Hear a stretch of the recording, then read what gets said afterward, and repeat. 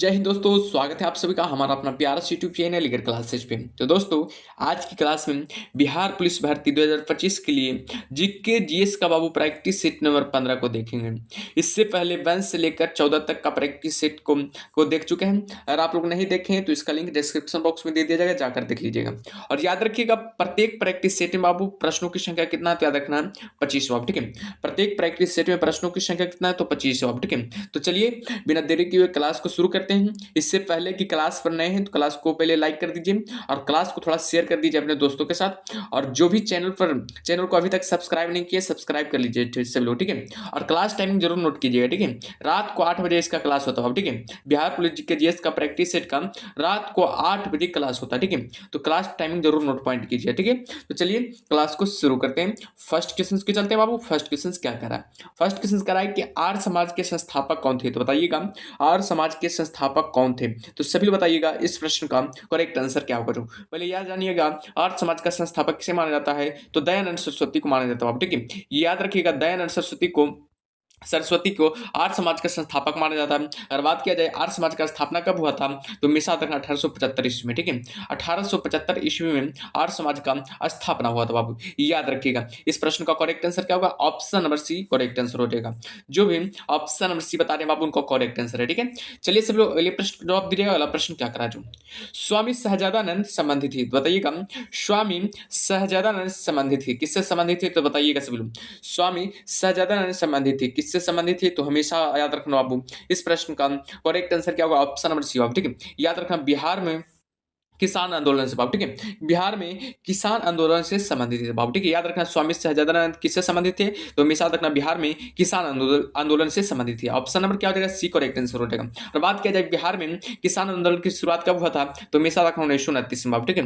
1929 में बिहार में किसान आंदोलन का शुरुआत हुआ था, याद रखिएगा, ठीक है। इसके नेतृत्वकर्ता का नाम क्या है? तो हमेशा रखना स्वामी दयानंद सहजानंद बाबू, ठीक है। स्वामी सहजानंद हो जाएगा, ठीक है। याद रखिएगा, स्वामी सहजानंद हो जाएगा, याद रखना, ठीक है। चलिए सब लोग अगले प्रश्न का जवाब दीजिएगा। अगला प्रश्न क्या करा जो अगला प्रश्न करा है कि गांधी जी ने अहमदाबाद से दंडी यात्रा किस लिए की थी? तो बताइएगा, गांधी जी ने अहमदाबाद से दांडी यात्रा किस लिए की थी? तो बताइएगा इस प्रश्न का करेक्ट आंसर क्या होगा। जो वेरी वेरी इंपॉर्टेंट सवाल बाबू एग्जाम के अकॉर्डिंग, ठीक है। बिहार के किसी भी एग्जाम के लिए ये सब प्रश्न इंपॉर्टेंट साबित होगा बाबू, ठीक है। तो बताइएगा इस प्रश्न का करेक्ट आंसर क्या होगा। जो याद रखना, इस प्रश्न का करेक्ट आंसर हो जाएगा नमक कानून तोड़ने के लिए। हमेशा रखना नमक कानून तोड़ने के लिए, ठीक है। ऑप्शन नंबर क्या हो जाएगा? बी करेक्ट आंसर हो जाएगा। जो भी ऑप्शन नंबर बी बता रहे हैं बाबू, उनका करेक्ट आंसर है, ठीक है। जो भी ऑप्शन नंबर बी बता रहे हैं बाबू, उनका करेक्ट आंसर है बाबू, ठीक है। इस दांडी यात्रा में कितने लोग शामिल थे? तो हमेशा रखना 78 लोग शामिल थे बाबू, ठीक है। 78 लोग प्लस एक गांधी थे बाबू, गांधी जी थे, ठीक है। यानी कि 79 लोग शामिल थे बाबू, याद रखना है। इस आंदोलन में, इस दांडी यात्रा में कितने लोग शामिल थे? तो हमेशा तक 79 लोग शामिल थे बाबू, ठीक है।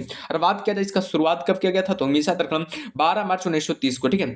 12 मार्च 1930 को इसका शुरुआत किया गया था, इस दांडी यात्रा का। और 12 मार्च 1930 को, याद रखना 1930 को इसका शुरुआत किया था। और बात किया जाए कब पहुंचे थे, तो हमेशा रखना बाबू पहुंचे थे 5 अप्रैल 1930 को, ठीक है। याद रखना 5 अप्रैल 1930 को कहां पहुंचे थे? दांडी यात्रा बाबू, ठीक है। 5 अप्रैल 1930 को दांडी यात्रा पहुंच गए थे बाबू, ठीक है। याद रखिएगा, ठीक है। चलिए सब लोग अगले प्रश्न का जवाब दीजिएगा। अगला प्रश्न क्या करा जो सब लोग अगले प्रश्न को जवाब दीजिएगा, ठीक है। अगला प्रश्न करा, तुम मुझे खून दो मैं तुम्हें आजादी दूंगा का नारा किसने दिया था? वेरी वेरी इंपॉर्टेंट सवाल बाबू, एग्जाम में आया हुआ है, ठीक है। याद रखिएगा, एग्जाम में प्रश्न आया हुआ है, ठीक है। तो बताइएगा इस प्रश्न का करेक्ट आंसर क्या होगा। जो तुम मुझे खून दो मैं तुम्हें आजादी दूंगा का नारा किसने दिया था? तो हमेशा रखना, इस प्रश्न का करेक्ट आंसर क्या होगा? ऑप्शन नंबर सी, ठीक है। सुभाष चंद्र बोस हो जाएगा, ठीक है। जो भी सुभाष चंद्र बोस बता रहे हैं उनका करेक्ट आंसर, ठीक है। ऑप्शन नंबर सी उनका करेक्ट आंसर हो गया, ठीक है। चलिए सब लोग अगले प्रश्न का जवाब दीजिएगा। अगला प्रश्न क्या करा, सब लोग अगले प्रश्न को जवाब देने का प्रयास कीजिएगा। अगला प्रश्न क्या करा जो अगला प्रश्न करा, प्रधानमंत्री लाल बहादुर शास्त्री ने किस समझौता पर हस्ताक्षर किया था? बताइएगा, प्रधानमंत्री लाल बहादुर शास्त्री ने किस समझौता पर हस्ताक्षर किया था? तो सभी लोग बताइएगा इस प्रश्न का करेक्ट आंसर क्या होगा। जो तो हमेशा याद रखना बाबू, ताशकंद समझौता पर हस्ताक्षर किए थे, ठीक है। प्रधानमंत्री लाल बहादुर शास्त्री ने किस समझौता पर हस्ताक्षर किए थे? तो हमेशा रखना ताशकंद समझौता पर हस्ताक्षर किए थे बाबू, याद रखना, ठीक है। और बात किया जाए ताशकंद समझौता कब हुआ था, तो याद रखना है 10 जनवरी 1966 को बाबू, ठीक है। याद रखना 10 जनवरी 1966 को ताशकंद समझौता हुआ था बाबू। याद रखना किसके किसके बीच हुआ था? याद रखना भारत और पाकिस्तान के बीच हुआ था, ठीक है।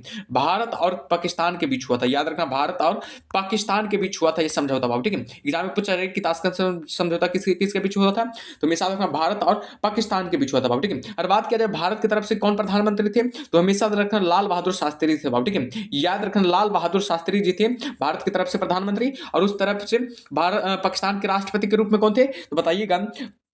पर पाकिस्तान के राष्ट्रपति के रूप में कौन थे, तो याद रखना अयूब खान बाबू, ठीक है। याद रखना अयूब खान थे, ठीक है। याद रखना अयूब खान थे जो कि पाकिस्तान के राष्ट्रपति के रूप में थे बाबू, ठीक है। याद रखिएगा, ठीक है। चलिए सब लोग अगले प्रश्न को जवाब दीजिएगा। अगला प्रश्न क्या करा जो अगला प्रश्न करा, हिंदू महासभा के संस्थापक कौन थे, बताइएगा। हिंदू महासभा के संस्थापक कौन थे? वेरी वेरी इंपॉर्टेंट सवाल बाबू एग्जाम के अकॉर्डिंग, तो बताइएगा हिंदू महासभा के संस्थापक कौन थे। तो सभी लोग को बताना है इस प्रश्न का करेक्ट आंसर क्या होगा, जो वेरी वेरी इंपॉर्टेंट सवाल बाबू, ठीक है। तो बताइएगा इस प्रश्न का करेक्ट आंसर क्या होगा, जो याद रखना बाबू इस प्रश्न का करेक्ट आंसर हो जाएगा ऑप्शन नंबर ए बाबू, ठीक है। पंडित मदन मोहन मालवीय थे, ठीक है। याद रखना हिंदू महासभा के संस्थापक कौन थे, तो पंडित मदन मोहन मालवीय हो जाएगा। जो भी पंडित मदन मोहन मालवीय लगा रहे हैं बाबू उनका करेक्ट आंसर है। और बात किया जाए हिंदू सभा का स्थापना कब किया गया था, तो याद रखना 1915 में बाबू, ठीक है। 1915 में इसका स्थापना किया गया था। किसके द्वारा किया गया था, तो याद रखना पंडित मोहन मालवीय द्वारा बाबू, ठीक है। पंडित मदन मोहन मालवीय द्वारा, याद रखिएगा, ठीक है। चलिए सब लोग अगले प्रश्न का जवाब दीजिएगा। अगला प्रश्न क्या करा, जो अगला प्रश्न करा 1857 के विद्रोह के दौरान बिहार में भी विद्रोहियों का नेतृत्व किसने किया था, बताइएगा।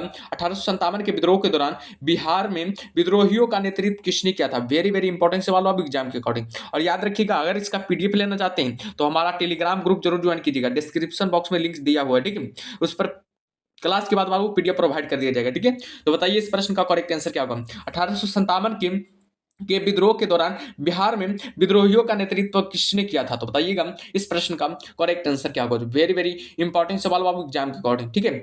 तो बताइएगा इस प्रश्न का करेक्ट आंसर क्या होगा। याद रखना इस प्रश्न का करेक्ट आंसर हो जाएगा वीर कुंवर सिंह बाबू, ठीक है। वीर कुंवर सिंह ने किया था। ऑप्शन नंबर 1 क्या हो जाएगा, करेक्ट आंसर हो जाएगा। और बात किया जाए वीर कुंवर सिंह के बारे में कि इनका जन्म कब हुआ था, तो हमेशा याद रखें 1717 में बाबू, ठीक है। 1777 में बाबू, ठीक है। 1777 में इनका जन्म हुआ था। और बात किया जाए मृत्यु कब हुआ था, मृत्यु कब हुआ था, तो याद रखना बाबू मृत्यु इनका हुआ था 26 अप्रैल 1858 को, ठीक है। 26 अप्रैल 1858 को इनको मृत्यु हो गया था बाबू, याद रखिएगा।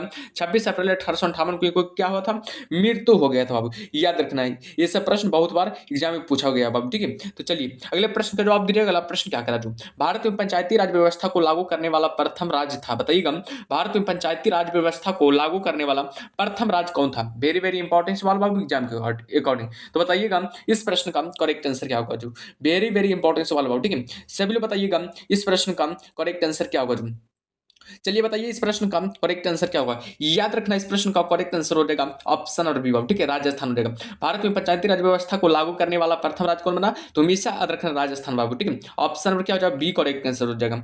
जो भी बी बता रहे बाबू उनका करेक्ट आंसर है, ठीक है। और पूछा जाए कि पंचायती राज व्यवस्था को पारित कब किया गया था, किस अधिनियम द्वारा पारित कब किया गया था, तो हमेशा रखना 2 सितंबर 1959 बाबू, ठीक है। 2 सितंबर 1959 को पारित किया गया था बाबू, ठीक है। 2 सितंबर 1959 को पारित किया गया था, ध्यान दीजिएगा। पारित कब किया गया था, 2 सितंबर 1959 को बाबू, ठीक है। लेकिन पंचायती राज व्यवस्था का आरंभ कब किया गया था, बात किया जाए आरंभ किया गया कब किया गया था, तो बताइएगा आरंभ कब किया गया था, तो हमेशा याद रखना 2 अक्टूबर 1959 को बाबू, ठीक है। 2 अक्टूबर 1959 को आरंभ किया गया था बाबू, कहां से, तो याद रखना राजस्थान बाबू, ठीक है।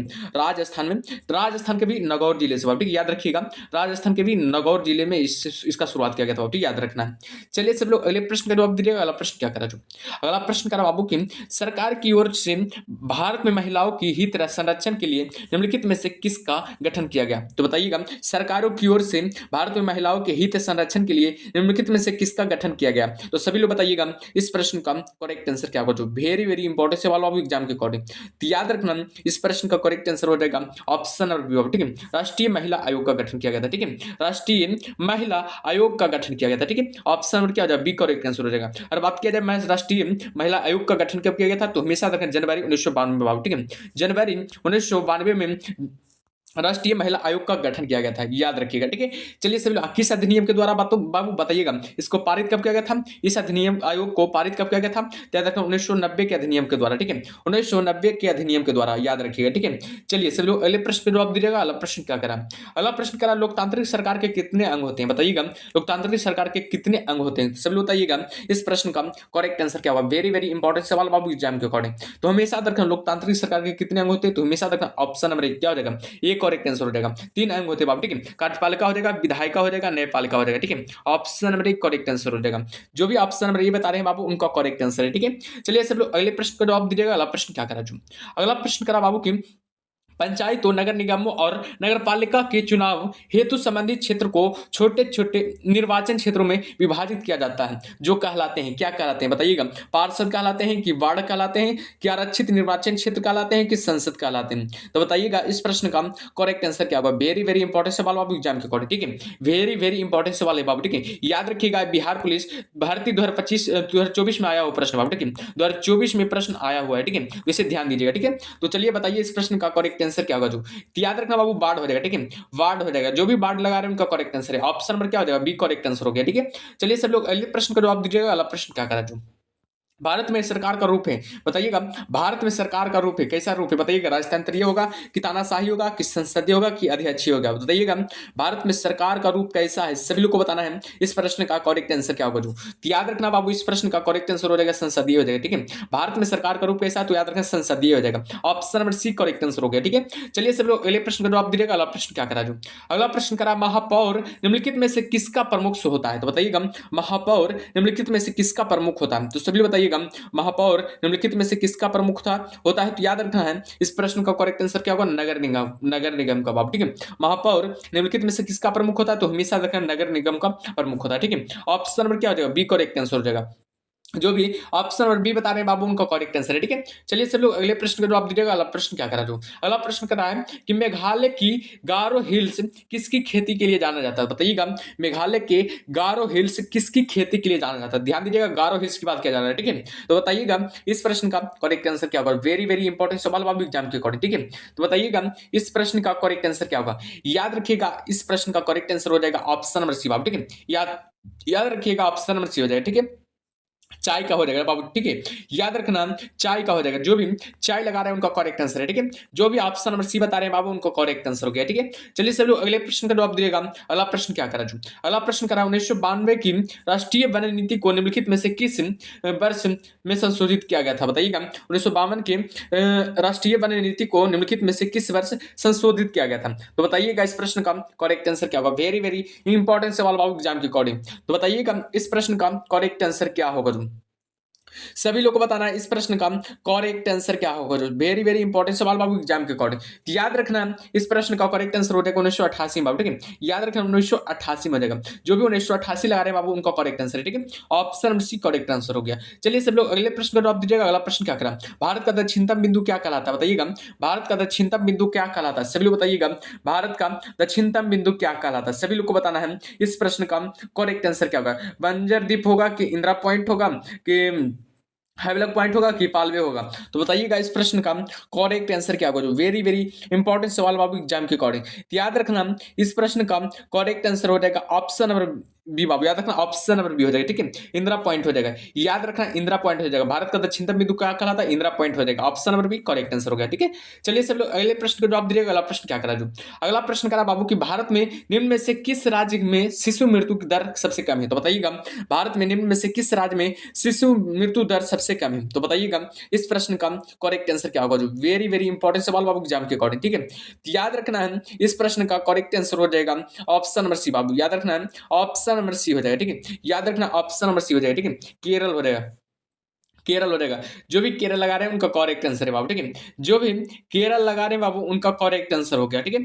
चलिए सब लोग, अगले प्रश्न का जवाब दीजिएगा। अगला प्रश्न क्या करा, जो अगला प्रश्न करा भारत के किस राज्य में 2011 की जनगणना के अनुसार देश में सबसे बड़ा कम जनसंख्या, बताइएगा भारत के किस राज्य में 2011 की जनगणना के अनुसार देश में सबसे कम जनसंख्या घनत्व है, तो बताइएगा इस प्रश्न का करेक्ट आंसर क्या होगा। गोवा होगा कि अरुणाचल प्रदेश होगा कि छत्तीसगढ़ होगा कि त्रिपुरा होगा, तो हमेशा रखना अरुणाचल प्रदेश हो जाएगा बाबू, ठीक है, अरुणाचल प्रदेश हो जाएगा, ऑप्शन नंबर बी क्या हो जाएगा, करेक्ट आंसर हो जाएगा। और जनसंख्या सर्वाधिक घनत्व वाला राज्य कौन है? तो याद रखना बिहार हो जाएगा बाबू, ठीक है। जनसंख्या सर्वाधिक घनत्व वाला राज्य कौन हो जाएगा? बिहार हो जाएगा। और जनसंख्या कम घनत्व वाला राज्य कौन हो जाएगा? तो याद रखना अरुणाचल प्रदेश हो जाएगा, ठीक है, याद रखिएगा। चलिए सब लोग अगले प्रश्न का जवाब दीजिएगा। अगला प्रश्न क्या कह राजू? अगला प्रश्न कह रहा है कि नाम दफा राष्ट्रीय उद्यान किस राज्य में स्थित है? बताइएगा, नाम दफा राष्ट्रीय उद्यान किस राज्य में स्थित है? वेरी वेरी इंपॉर्टेंट सवाल बाबू एग्जाम के अकॉर्डिंग। तो बताइएगा, नाम दफा राष्ट्रीय उद्यान किस राज्य में स्थित है? सभी लोग को बताना है। इस प्रश्न का करेक्ट आंसर क्या होगा? जो सभी लोग बताइएगा, नाम दफा राष्ट्रीय उद्यान किस राज्य में स्थित होगा? नागालैंड होगा कि सिक्किम होगा? सिक्किम होगा कि अरुणाचल प्रदेश होगा कि त्रिपुरा होगा? तो सभी लोग बताइएगा इस प्रश्न का करेक्ट आंसर क्या होगा? आप लोग कमेंट बॉक्स में जरूर बताइएगा, ठीक है। आप लोग कमेंट बॉक्स में इस प्रश्न का जवाब जरूर दीजिएगा, ठीक है। देखते हैं कौन कौन जवाब देते हैं, दीजिए। तो चलिए अगले प्रश्न का जवाब दीजिएगा। अगला प्रश्न क्या कह रहा? भारत का वन अनुसंधान संस्था स्थित है? बताइएगा, भारत का वन अनुसंधान संस्था स्थित है, बताइएगा गुवाहाटी की, रांची की, देहरादून की माउंट आबू? तो सभी बताइएगा इस प्रश्न का करेक्ट आंसर क्या होगा? भारत का वन अनुसंधान संस्था कहां स्थित है? तो सभी बताइएगा इस प्रश्न का करेक्ट आंसर क्या होगा? वेरी वेरी इंपॉर्टेंट सवाल बाबू एग्जाम के अकॉर्डिंग, याद रखना, वेरी वेरी इंपॉर्टेंट सवाल बाबू, ठीक है। यार बात किया जाए क्या हो जाएगा? देहरादून हो जाएगा, सॉरी देहरादून हो जाएगा, ठीक है, याद रखना देहरादून हो जाएगा, ठीक है। चलिए सब लोग अगले प्रश्न का जवाब दीजिएगा। अगला प्रश्न क्या करा? मूसी और भीम किस नदी की सहायक नदियां हैं? बताइएगा, मूसी और भीम किस नदी की सहायक नदियां हैं? तो सभी बताइएगा, मूसी और भीम किस नदी की सहायक नदियां? वेरी वेरी इंपॉर्टेंट सवाल बाबू एग्जाम के अकॉर्डिंग। तो सभी लोग बताइएगा, मूसी और भीम किस नदी की सहायक नदियां हैं? तो सभी लोग को बताना है इस प्रश्न का करेक्ट आंसर क्या होगा? जो वेरी वेरी इंपॉर्टेंट सवाल बाबू एग्जाम के अकॉर्डिंग, याद रखना बाबू, कृष्णा नदी हो जाएगा, ठीक है, कृष्णा नदी हो जाएगा, ठीक है। चलिए सब लोग अगले प्रश्न का जवाब दीजिएगा। अगला प्रश्न क्या करा? मानवीय पूंजी निम्न में से कौन मानवीय पूंजी नहीं है? तो बताइएगा, निम्न में से कौन है जो मानवीय पूंजी नहीं है? तो सभी लोग बताइएगा इस प्रश्न का करेक्ट आंसर क्या होगा? याद रखना, इस प्रश्न का करेक्ट आंसर हो जाएगा अकुशलता बाबू, ठीक है, याद रखना अकुशलता हो जाएगा, ठीक है। चलिए सब लोग अगले प्रश्न का जवाब दीजिएगा। अगला प्रश्न क्या करा? अगला प्रश्न करा, निम्न में से कौन बहुराष्ट्रीय कंपनी है? तो बताइएगा, निम्न में से कौन बहुराष्ट्रीय कंपनी है? तो याद रखना, इनमें से सभी हो जाएगा, कोका कोला भी हो जाएगा, सैमसंग भी हो जाएगा, फोर्ड मोटर्स भी हो जाएगा, ठीक है, याद रखिएगा। चलिए सब लोग अगले प्रश्न का जवाब दीजिएगा। अगला प्रश्न क्या करा? पहले समूह के थम्स अप ब्रांड को किस बहुराष्ट्रीय कंपनी ने खरीदा? तो बताइएगा इस प्रश्न का करेक्ट आंसर क्या होगा? तो हमेशा रखना कोका कोला बाबू, ठीक है, कोका कोला हो जाएगा, ठीक है। चलिए सब लोग अगले प्रश्न का जवाब दीजिएगा। अगला प्रश्न क्या करा? अगला प्रश्न करा, स्वर्ण भूषणों की परिशुद्धता को सुनिश्चित करने के लिए किस मान्यता प्राप्त चिन्ह का होना आवश्यक है? तो बताइएगा इस प्रश्न का करेक्ट आंसर क्या होगा? वेरी वेरी इंपॉर्टेंट सवाल बाबू एग्जाम के अकॉर्डिंग। तो बताइएगा इस प्रश्न का करेक्ट आंसर क्या होगा? जो सभी लोग को बताना है इस प्रश्न का करेक्ट आंसर क्या होगा? हॉल मार्क होगा कि ISI मार्क होगा कि एक मार्क होगा? तो बताइएगा इस प्रश्न का करेक्ट आंसर क्या होगा? सभी लोग को बताना है इस प्रश्न का करेक्ट आंसर क्या होगा? तो याद रखना बाबू, इस प्रश्न का करेक्ट आंसर हो जाएगा इनमें से कोई नहीं, ठीक है, याद रखना इनमें से कोई नहीं हो जाएगा, ठीक है। चलिए सब लोग अगले प्रश्न का जवाब दीजिएगा। अगला प्रश्न क्या करा? गैर संस्थागत वित्त प्रदान करने वाला सबसे लोकप्रिय साधन है? बताइएगा गैर संस्थागत वित्त प्राप्त करने वाला सबसे लोकप्रिय साधन कौन है? तो बताइएगा इस प्रश्न का करेक्ट आंसर क्या होगा? जो सभी को बताना है इस प्रश्न का करेक्ट आंसर क्या होगा? याद रखना, इस प्रश्न का करेक्ट आंसर हो जाएगा ऑप्शन और बी, ठीक है, महाजन हो जाएगा, ठीक है, याद रखना, महाजन हो जाएगा, महाजन हो जाएगा, सॉरी इस प्रश्न का करेक्ट आंसर एक हो जाएगा, ठीक है, हॉल मार्क हो जाएगा, याद रखना हॉल मार्क हो जाएगा, हॉल मार्क हो जाएगा, याद रखिएगा, ठीक है, याद रखना हॉल मार्क हो जाएगा। इस प्रश्न का करेक्ट आंसर क्या होगा? याद रखना महाजन हो जाएगा बाबू, ठीक है, महाजन हो जाएगा। जो भी महाजन लगा रहे बाबू उनका करेक्ट आंसर, ठीक है, जो भी महाजन लगा रहे हैं उनका करेक्ट आंसर हो गया बाबू, ठीक है। चलिए सभी लोग अगले प्रश्न का जवाब दीजिएगा। अगला प्रश्न क्या करा? जो अगला प्रश्न करा, वैश्वीकरण के मुख्य अंक कितने हैं? तो बताइएगा वैश्वीकरण के मुख्य अंक कितने हैं? तो सभी बताइएगा वैश्वीकरण के मुख्य अंक कितने होते? तो याद रखना 2 होते हैं बाबू, ठीक है, 2 होते हैं, वैश्वीकरण के मुख्य अंक 2 होते हैं, ठीक है। चलिए सब लोग अगले प्रश्न का जवाब दीजिएगा। अगला प्रश्न क्या करा? नई आर्थिक नीति में किस सम्मिलित किया गया है? बताइएगा नई आर्थिक नीति में किसे सम्मिलित किया गया? तो हमेशा याद रखना इनमें से सभी को, ठीक है, वैश्वीकरण को भी, उदासीकरण को भी, निजीकरण को भी शामिल किया गया, ठीक है। चलिए सब लोग अगले प्रश्न का जवाब दीजिएगा। अगला प्रश्न क्या करा? भारत में उपभोक्ता संरक्षण अधिनियम की घोषणा कब हुई थी? तो बताइएगा भारत में उपभोक्ता संरक्षण अधिनियम की घोषणा कब हुई थी? तो हमेशा याद रखना 1986 में, ठीक है, 1986 में वो भारत में उपभोक्ता संरक्षण की घोषणा कब हुआ था? तो याद रखना 24 दिसंबर 1986 को, ठीक है, 24 दिसंबर 1986 को हुआ था, याद रखना 24 दिसंबर 1986 को हुआ था, ठीक है। चलिए सब लोग अगले प्रश्न का जवाब दीजिएगा। अगला प्रश्न क्या करा? महावीर का जन्म कहां हुआ था? बताइएगा महावीर का जन्म कहां हुआ था? वेरी वेरी इंपॉर्टेंट सवाल बाबू एग्जाम के अकॉर्डिंग, बताइएगा महावीर का जन्म कहां हुआ था? सभी लोग को बताना है इस प्रश्न का करेक्ट आंसर क्या होगा? याद रखना महावीर का जन्म हुआ था वो कुंडल नामक कुंडल ग्राम नामक एक गांव में हुआ था, ठीक है। कुंडल ग्राम नामक एक गांव में हुआ था, ठीक है। ऑप्शन नंबर क्या हो जाएगा, ए करेक्ट आंसर रहेगा। जो भी ऑप्शन नंबर ये बता रहे हैं उनका करेक्ट आंसर हो गया, ठीक है। तो चलिए क्लास इन हो गया बाबू। बताइएगा क्लास कैसा लगा, आप लोग कमेंट बॉक्स में जरूर बताइएगा और ईमानदारी से बताइएगा 25 प्रश्नों में से कितना प्रश्न सही किए, 25 प्रश्नों में से कितना प्रश्न सही किए, ईमानदारी पूर्वक बताना है, ठीक है सभी लोगों को। तो चलिए नेक्स्ट क्लास में मिलते हैं, तब तक के लिए ओके बाय।